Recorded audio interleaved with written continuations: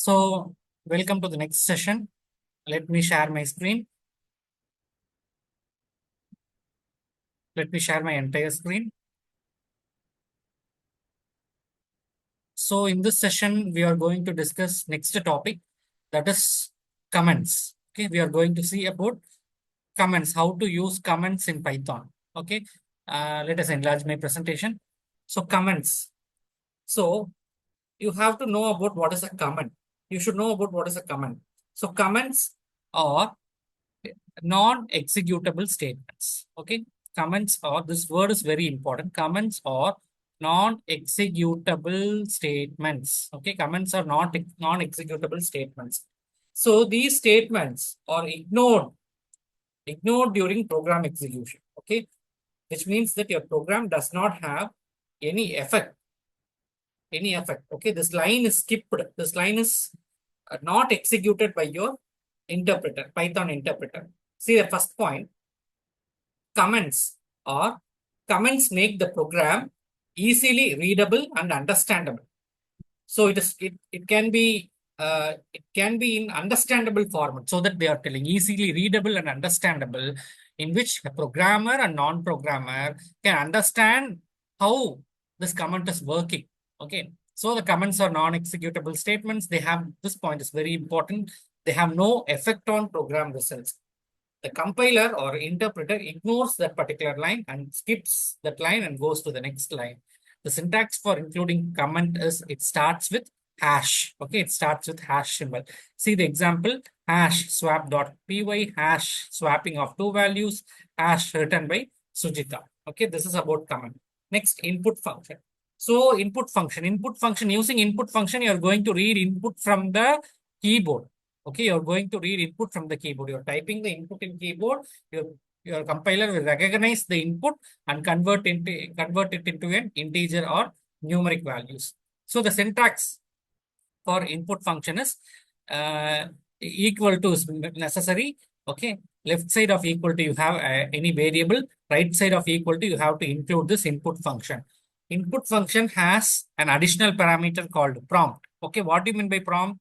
In prompt, you're asking the user to enter some input. It can be enclosed in a string literal, which may be in a form of single quote or double quote with a parenthesis. Okay, we'll see an example. See here, num1. In num1, you're asking the user to enter the first number. User is entering the first number. In num2, you're asking the user to second number. And then finally, you're printing the values of num1 and num2. Then we'll move on to operators. Okay. First, we'll discuss about arithmetic operators. Okay. Arithmetic operators, which mainly performs mathematical operations. So what are those mathematical operations? It performs addition, it performs subtraction, it performs multiplication, and then division. Okay. So in addition to these operations, you have another operations. Okay. You have another type of operations, which is nothing but modulus, exponentiation, and then floor division. We'll see an example. So these are the symbols. For addition, you have to use plus symbol. For subtraction, you have to use minus symbol. For multiplication, you have to use star. For floor division, which means you have to use double slash. For exponentiation, you have to use double star. For division, single slash. For modulus, percentage. Okay. So this is an example: plus, minus, star, division, modulo, exponent, floor division. Okay. See the program. So first, A, you're getting the first input from the user, which is 21. B, you're getting the second input from the user, which is 10.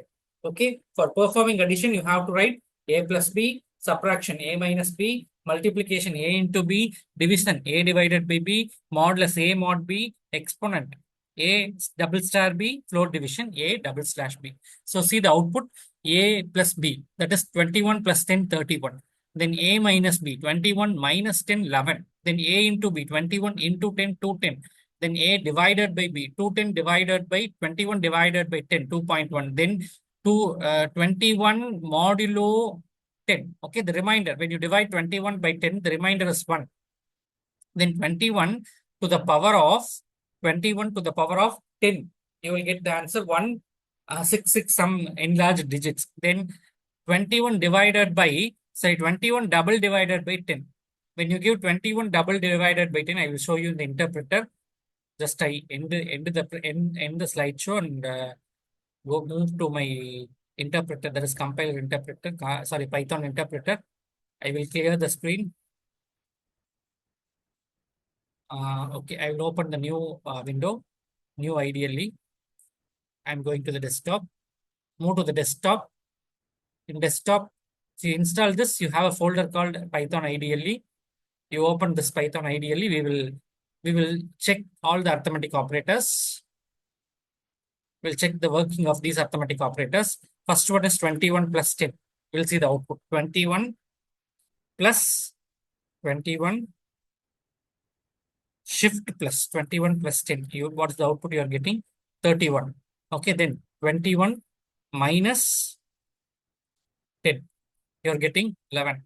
Then 21, 21 star, 21 star 10. Okay, you're getting 210. Then 21 single slash, that is divided by 10. You're getting 2.1. Then 21 modulo 10. You're getting 1. Okay, then 21 double star, which is exponent, double star 10. You're getting this number. Then 21 double divided by this floor division, which is very, very important concept. Double divided by 10. Double divided by 10, which means that when you give 21 divided by 10, your answer is 2.1. Okay, when you give 21 double divided by 10, your answer is 2, which means that a floor division, it ignores the fractional part. Okay, after 2, it ignores the decimal part. It keeps only the integer part. So the decimal part is ignored in the floor division. This is about this is a simple program to perform arithmetic operations. Okay. The next one, relational operators. Relational operators are nothing but comparison operators. Okay. I will highlight. Relational operators are nothing but Python comparison operators. Okay.